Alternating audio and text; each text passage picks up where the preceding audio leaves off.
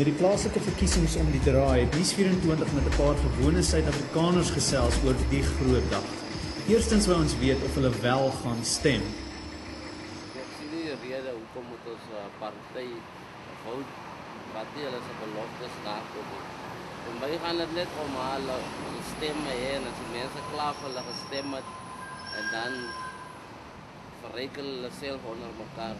Minister kyk na sy familie en die president kyk na sy familie.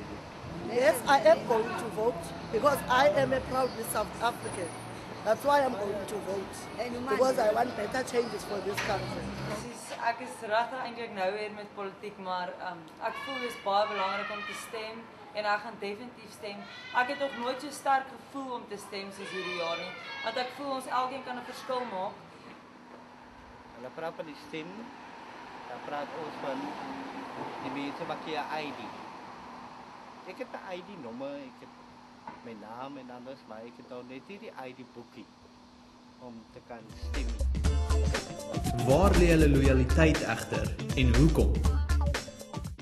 My vote is secret, but it's not secret anymore.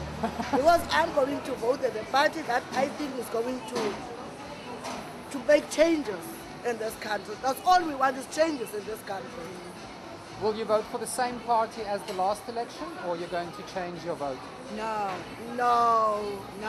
That's my secret. I will be voting for the same party I voted for last time. I'm happy with them. I've seen that they've done quite a lot, even though some people are protesting against that, but it takes time to do things. And if you give them a good chance, I'm sure they will improve. So yes, I am voting.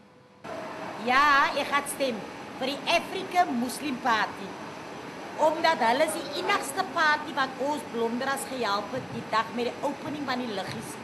Die traffics, die polisie, almal wil ons gejare die, maar hulle het uitgekom en gepraat saam met die mense om vir ons af te los, om vir ons 'n living te gee, want ons is al jare hier. Originally Mandela is my president. Ek sal sê die DA. Jy, Enrico? DA nou ster moontlikheid. Want die vrouens nie dat ek diskrimineer teen die man sê, maar die vroue weet presies wat 'n veranderinge nodig is. So ja, ek dink die vrouens kan dit doen.